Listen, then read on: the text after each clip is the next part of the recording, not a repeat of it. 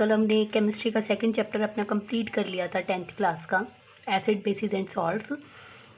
आज हम chapter number 3 start करें जो है हमारा मेटल्स एंड नॉन मेटल्स। तो इसके अंदर हम जो टॉपिक्स हैं जो डिस्कस करने वाले हैं मेन, जो इस पूरे चैप्टर को कवर कर लेते हैं, वो आता है सबसे पहले हम इसका मेटल्स एंड नॉन मेटल का इंट्रोडक्शन करेंगे। फिर मेटल्स एंड नॉन मेटल्स होती क्या हैं वो बताएंगे। फिर फिजिकल और केमिकल प्रॉपर्टी, मेटल्स की अलग और नॉन मेटल्स की अलग, और मेटलर्जी क्या होती है यानी कि कैसे हम मेटल्स को ओर से कैसे अलग कर सकते हैं। फिर हमारे पास केमिकल बॉन्डिंग, और फिर आते हैं एलॉयज़। ये सारी चीज़ें हमें इस चैप्टर के अंदर पढ़नी है। फिर अब हम इंट्रोडक्शन कर रहे हैं। इंट्रोडक्शन में हमें सबसे पहले पता होना चाहिए कि मेटल आती कहाँ से है, ठीक है। तो ये हम करेंगे कैसे। एक एलिमेंट आपने सुना होगा, 9th क्लास में ही आ जाता है, एलिमेंट्स होते हैं, एटम्स होते हैं, तो वहीं से हमारे पास मेटल्स आती हैं।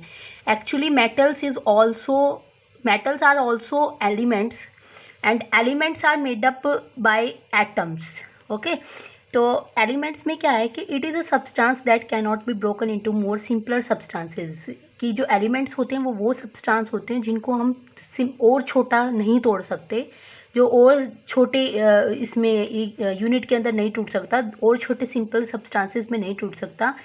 क्योंकि जो एलिमेंट्स होते हैं वो सारे एटम से मिलकर बने होते हैं। फिर इसमें अपने पास आता है कि they are classified into different categories.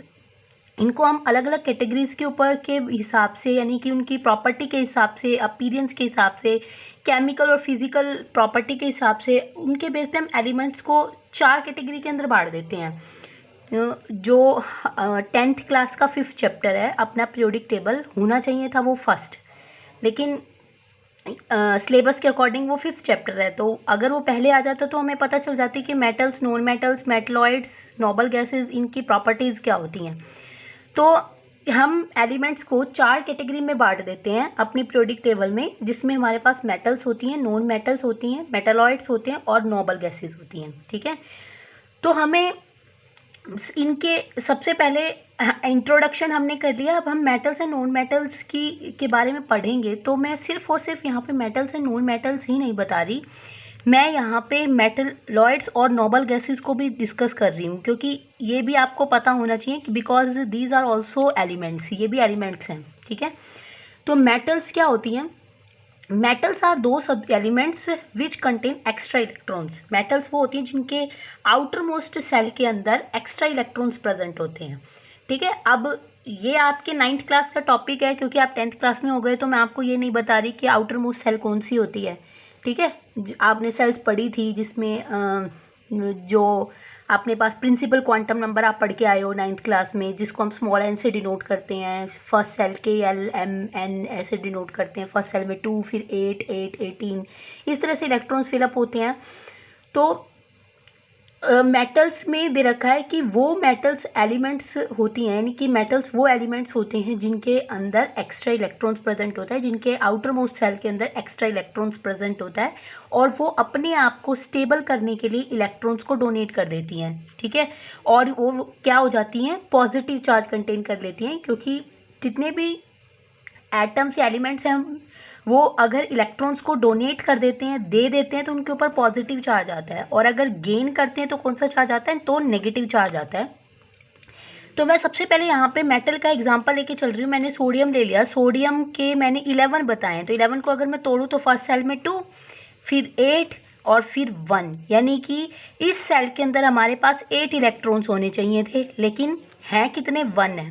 अब ये 7 इलेक्ट्रॉन्स को गेन नहीं कर सकता इजीली, ये इजीली एक इलेक्ट्रॉन को लॉस कर देगा और अपने आप को स्टेबल बना लेगा। यानी कि अगर मैं सिंपल Na लिखूं, सोडियम लिखूं, तो दिस इज़ नॉट स्टेबल, ये स्टेबल नहीं है।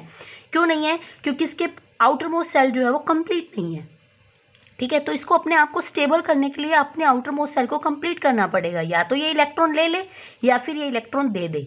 तो इस सेल, थर्ड सेल में हमारे पास 8 इलेक्ट्रॉन्स होने चाहिए। ये 7 इलेक्ट्रॉन्स को गेन नहीं कर सकता, लेकिन ये एक इलेक्ट्रॉन को इजीली डोनेट कर देगा, ये इसको बाहर निकाल देगा। अगर एक इलेक्ट्रॉन इसने दे दिया, जितने इलेक्ट्रॉन्स ये कोई भी एटम देता है उसके ऊपर उतना ही क्या आ जाता है, पॉजिटिव चार्ज आ जाता है, इसलिए Na पॉजिटिव एक स्टेबल एलिमेंट बन गया, ठीक है। तो Na एक मेटल है। सेम ऐसे मैं मैग्नीशियम का एग्जांपल लूँ, तो इसको अगर मैं सेल्स के अंदर डिवाइड करूँ इलेक्ट्रॉन्स को तो 2 8 और मेरे पास बचते हैं 2। इस सेल में फिर से 8 इलेक्ट्रॉन्स आने चाहिए थे, लेकिन इसके पास हैं कितने, 2। ये 6 इलेक्ट्रॉन्स को गेन नहीं कर सकता, लेकिन ईजिली 2 इलेक्ट्रॉन्स को क्या कर सकता है, डोनेट कर सकता है। अब ये अपने आप को स्टेबल करने के लिए 2 इलेक्ट्रॉन डोनेट कर देगा, और जितने इलेक्ट्रॉन्स डोनेट करता है उतने ही पॉजिटिव चार्ज उसके ऊपर लग जाता है। ठीक है, तो हमारे पास हमने क्या देखा कि जितनी भी मेटल्स मैंने लिए, जैसे अब मैं पोटाशियम लूँ तो 2 8, ठीक है, 8 और 1, 18 होने चाहिए, लेकिन है कितने, 1। सेम यही भी क्या करेगा, एक इलेक्ट्रॉन को लॉस कर देगा। कैल्शियम 2 8 8 और 2, 6 इलेक्ट्रॉन ले नहीं सकता, 18 होने चाहिए, 16 इलेक्ट्रॉन गेन नहीं कर सकता, लेकिन 2 इलेक्ट्रॉन को क्या कर सकता है, लॉस कर सकता है। तो ये क्या कर देगा, Ca2 पॉजिटिव। तो हम क्या देख रहे हैं कि जितने भी एलिमेंट्स हैं ये पॉजिटिव चार्ज को गेन कर रहे हैं, यानी कि इलेक्ट्रॉन को लॉस कर रहे हैं, डोनेट कर रहे हैं। तो जो एलिमेंट इलेक्ट्रॉन एक्स्ट्रा रखता है और वो अपने आप को स्टेबल करने के लिए, अपने ऑक्टेट को कंप्लीट करने के लिए, डुप्लेट को कंप्लीट करने के लिए अगर वो इलेक्ट्रॉन्स को डोनेट कर देता है, तो वो कौन से होते हैं, मेटल्स होती हैं। तो मैं ये भी बोल सकती हूँ कि metals are electropositive in nature. Metals are electropositive in nature. Electropositive मतलब इलेक्ट्रॉन को देकर जो पॉजिटिव चार्ज आया, यानी कि जितनी भी मेटल्स होती हैं वो सारी क्या होती हैं, इलेक्ट्रो पॉजिटिव होती है नेचर के अंदर। ठीक है, और वो क्यों होती हैं, क्योंकि इनके पास एक्स्ट्रा इलेक्ट्रॉन्स होता है। सेम ऐसे ही मैं अब नॉन मेटल्स का एग्जांपल ले रही हूँ। नॉन मेटल्स कौन से होती हैं, नॉन मेटल्स वो होते हैं जिनके पास लेस अमाउंट में इलेक्ट्रॉन्स प्रेजेंट होते हैं उनके ऑक्टेट या डुप्लेट के अंदर। ठीक है, जैसे मैंने नाइट्रोजन ले लिया, नाइट्रोजन को अगर मैं सेल्स में इलेक्ट्रॉन इसके डिवाइड करूँ तो 2 और कितने आ जाएंगे, 5। ठीक है, काउंट कर लो, 5 और 2 कितने हो गए, 7। अब इस ऑक्टेट में टोटल 8 होने चाहिए, इस सेल के अंदर हैं कितने, 5। इसको कंप्लीट करने के लिए 3 इलेक्ट्रॉन्स की रिक्वायरमेंट है। अब ये 5 इलेक्ट्रॉन को ईजिली लॉस नहीं कर सकता, यानी कि दे नहीं सकता, डोनेट नहीं कर सकता। तो ये क्या कर लेगा, 3 इलेक्ट्रॉन्स को गेन कर लेगा, ले लेगा अपने अंदर, और इसके 3 इलेक्ट्रॉन वो गेन करके अपने ऊपर 3 नेगेटिव चार्ज को कंटेन कर लेता है। यानी कि जब कोई भी एलिमेंट इलेक्ट्रॉन्स को गेन करता है तो उसके ऊपर क्या आता है, नेगेटिव चार्ज। तो यहाँ पे जो नाइट्रोजन है उसने 3 इलेक्ट्रॉन्स गेन कर लिए, इसलिए नाइट्रोजन के ऊपर कितना नेगेटिव चार्ज आ गया, 3। अब जैसे ऑक्सीजन ले लूँ मैं, ऑक्सीजन को डिवाइड करूँ सेल्स में इसके इलेक्ट्रॉन्स को, तो 2 और 6 आ गए। अब इसको कितने चाहिए, इस सेल में होने चाहिए 8, लेकिन इसके पास कितने, 6 हैं। ये अपने आप को कंप्लीट करने के लिए 2 इलेक्ट्रॉन गेन कर लेगा और इसके ऊपर 2 नेगेटिव चार्ज आ जाएगा। तो जितनी भी नॉन मेटल्स होती हैं वो सारी की सारी इलेक्ट्रोनेगेटिव होती हैं, क्योंकि मैंने यहाँ पे आपको बताया है, क्योंकि इन्होंने इलेक्ट्रॉन्स को गेन कर लिया। ठीक है, इनके पास लेस इलेक्ट्रॉन होते हैं, अगर लेस हैं तो वो क्या कर लेंगे, गेन कर लेंगे। याद रखना, अगर एक्स्ट्रा है तो डोनेट कर देंगे, लेस हैं तो गेन कर लेंगे और अपने आप को स्टेबल कर लेंगे। अगर गेन किया तो नेगेटिव चार्ज आएगा, इसलिए मैं बोल सकती हूँ कि जितनी भी नॉन मेटल्स होती हैं वो सारी क्या होती हैं, इलेक्ट्रोनेगेटिव होती हैं। इलेक्ट्रोनेगेटिव यानी कि इलेक्ट्रॉन को गेन करने से जो नेगेटिव चार्ज आया। ओके, फिर अपने पास आता है मेटलॉइड्स कौन से होते हैं। मेटलॉइड्स वो एलिमेंट्स होते हैं जो मेटल्स और नॉन मेटल्स दोनों की ही प्रॉपर्टी को शो करते हैं। ठीक है, जैसे कि मेरे पास बोरोन हो गया, जर्मेनियम हो गया, आर्सेनिक हो गया, एंटीमनी हो गया और एक और है टेलुरियम। ये 5 ही हैं अपने पीरियोडिक टेबल के अंदर मेटलॉइड्स, जो मेटल और नॉन मेटल दोनों की तरह बिहेव करते हैं। फिर अपने पास आता है नोबल गैसेस कौन सी होती है। नोबल गैसेस वो होते हैं, एलिमेंट्स होते हैं जिनका ऑक्टेट या डुप्लेट कंप्लीट होता है। फॉर एग्जांपल जैसे मैं हीलियम ले लूँ, हीलियम के पास 2 होते हैं, तो फर्स्ट सेल में 2 ही फिल होते हैं, ना तो इसको इलेक्ट्रॉन देने की ज़रूरत ना ही इसको इलेक्ट्रॉन लेने की ज़रूरत। तो मैं ये बोल सकती हूँ कि दे आर स्टेबल, ये स्टेबल होते हैं और किसी भी रिएक्शन के अंदर पार्टिसिपेट नहीं करते कुछ एलिमेंट्स को छोड़ के। अब यहाँ पे जो एक्सेप्ट लगा है ना, ये आप 12th क्लास में पढ़ोगे, जो कि अपने पास जिनोन का आता है। ठीक है, जिनोन कुछ कंपाउंड बनाता है, क्योंकि इसकी जो एनर्जी होती है वो ऑक्सीजन के साथ मैच कर जाती है कुछ कंपाउंड के अंदर। तो ये हमारे अभी सिलेबस में नहीं है, तो आप सिर्फ इतना ही पढ़ो कि नोबल गैसेस वो होती हैं जो स्टेबल होती हैं, जिनका ऑक्टेट या डुप्लेट क्या होता है, कंप्लीट होता है, और वो अपने अंदर से इलेक्ट्रॉन को अगर बाहर निकालेंगे भी तो उनको बहुत ज़्यादा अमाउंट में एनर्जी की रिक्वायरमेंट पड़ेगी, लेकिन ये ऐसा नहीं करती, ये रिएक्शन में पार्टिसिपेट नहीं करेंगे। फिर अपने पास आती है फिजिकल प्रॉपर्टी। अब मैं यहाँ पे फिजिकल प्रॉपर्टी में मेटल्स और नॉन मेटल्स दोनों को ही डिस्कस कर रही हूँ, क्योंकि वही फिजिकल प्रॉपर्टी हम नॉन मेटल्स में भी पढ़ेंगे और वही फिजिकल प्रॉपर्टी हम मेटल्स में पढ़ेंगे, तो अलग अलग लेके चलेंगे तो टॉपिक बहुत ज़्यादा बढ़ जाएगा। तो मैंने एक प्रॉपर्टी लिख दी, प्रॉपर्टी के बारे में बता दिया और उसी के अंदर मेटल्स एंड नॉन मेटल्स को डिस्कस कर दिया। आप ऐसे ही कर सकते हैं एग्जाम में, ठीक है। अब अपने पास आता है फिजिकल प्रॉपर्टी में सबसे पहले मैं लेती हूँ मैलिएबल, ठीक है। मैलिएबिलिटी, मैलिएबिलिटी वो प्रोसेस होती है जिसके अंदर हम मेटल्स को बीट करके, यानी कि उसको हैमर से बीट करके शीट्स में, थिन शीट्स में उसको कन्वर्ट कर देते हैं, तो वो अपने पास कौन सी प्रॉपर्टी हो जाएगी, मैलिएबिलिटी। तो मेटल्स वो होते हैं, मेटल्स ही होती हैं जो मैलिएबल प्रॉपर्टी को शो करती हैं। इसका एग्जांपल देते थे, जैसे आपने लोहे की टीन देखी होंगी छप्पर वगैरह डालने के लिए, ठीक है। तो वो सारी चीज़ें, और जैसे अपनी दादी नानी उनके संदूक होती थी लोहे की, तो वो भी किससे बनती थी, लोहे की थिन शीट से बनती थी, तो उनको बीटिंग करके थिन शीट्स में कन्वर्ट कर रखा था। लेकिन हम नॉन मेटल्स को नहीं कर सकते, नॉन मेटल्स ब्रिटल हो जाती हैं, टूट जाती हैं। जैसे सल्फ़र हो गया, सल्फ़र एक पत्थर की तरह होता है, उसका हल्का सा लेमन कलर होता है, लेमन येलो कलर, तो वो उसको अगर हम बीट करेंगे तो जैसे पत्थर टूटता है वो वैसे टूट जाएगा। तो जितनी भी नॉन मेटल्स होती हैं वो मैलिएबल प्रॉपर्टी को शो नहीं करते, वो ब्रिटल हो जाती है, टूट जाती हैं। सेकंड अपने पास आती है डक्टिलिटी। मैलिएबिलिटी और डक्टिलिटी दोनों ही प्रॉपर्टी इंपॉर्टेंट हैं। एक नंबर में या तो वो मेटल या नॉन मेटल के बारे में मैलिएबल या फिर डक्टिलिटी में से एक प्रोसेस तो वो पूछता ही है, या तो डेफिनेशन पूछ लेगा डक्टिलिटी की या फिर मैलिएबिलिटी, तो इसको ध्यान रखना। फिर अपने पास आता है डक्टिलिटी। क्या होता है, डक्टिलिटी वो प्रोसेस होती है जिसमें हम एलिमेंट्स को थिन वायर के अंदर कन्वर्ट कर देते हैं, ड्राइंग कर देते हैं, थिन वायर बना देते हैं, और ये सिर्फ और सिर्फ मेटल ही होती हैं। जैसे कॉपर की वायर देखी होंगी, जितनी भी हमारे इलेक्ट्रिकल इंस्ट्रूमेंट हैं सबके अंदर कॉपर की वायर्स यूज़ होती हैं। एल्यूमिनियम की भी वायर्स होती हैं, टीवी वगैरह के अंदर देखी होंगी केबल्स में। और भी बहुत सारे आयरन की भी वायर्स होती हैं, मोटर वगैरह के अंदर देखी होंगी। तो डक्टिलिटी में क्या होता है कि हम मेटल्स को ड्रॉ कर देते हैं थिन वायर्स के अंदर, तो मेटल ही हो सकती हैं थिन वायर में कन्वर्ट, नॉन मेटल नहीं हो सकती। क्यों, क्योंकि नॉन मेटल क्या हो जाती हैं, ब्रिटल हो जाती हैं। क्लियर। फिर अपने पास आता है next electrical conductivity and thermal conductivity. This is very very important property, बहुत ज़्यादा इंपॉर्टेंट है। क्वेश्चन इस पे 100 में से 80% तो चांसेस हैं ही कि इसके ऊपर से क्वेश्चन आएगा, पता होना चाहिए, क्योंकि इसी के ऊपर अपने पास 11th क्लास में चैप्टर आता है पीरियोडिक टेबल का, तो उसके अंदर भी क्वेश्चन पूछा जा सकता है। वो बोल देते हैं कि आप इसको 10th क्लास में पढ़ के आए हो, ज़्यादा ब्रीफली वहाँ पे नहीं करते, 10th क्लास में ज़्यादा उसको बता रखा है। वैसे ही प्रॉपर्टी के बेस पे, वैसे ही एलिमेंट्स में, जैसे उसमें हम पीरियोडिक टेबल में एलिमेंट्स को उसकी प्रॉपर्टी के बेस पे डिवाइड करते हैं अलग अलग उसमें, तो सेम ऐसे ही होता है, तो पूछ सकता है वो क्वेश्चन, ठीक है। तो electrical conductivity and thermal conductivity क्या होती है, मेटल्स जो होती हैं वो गुड कंडक्टर ऑफ हीट और इलेक्ट्रिसिटी होती हैं, ठीक है, हीट की भी और इलेक्ट्रिसिटी की। देखा होगा कि मेटल को अगर हम हीट करें तो वो बहुत जल्दी क्या हो जाता है, गर्म हो जाता है। सुना होगा कि लोहार क्या करता है, पहले लोहे को बहुत ज़्यादा गर्म करता है, लोहा रेड हॉट तक जब गर्म हो जाता है, लाल रंग तक वो गर्म हो जाता है, फिर उसको हैमर से बीट करता है, तो वो ईजिली थिन शीट्स में कन्वर्ट हो जाते हैं।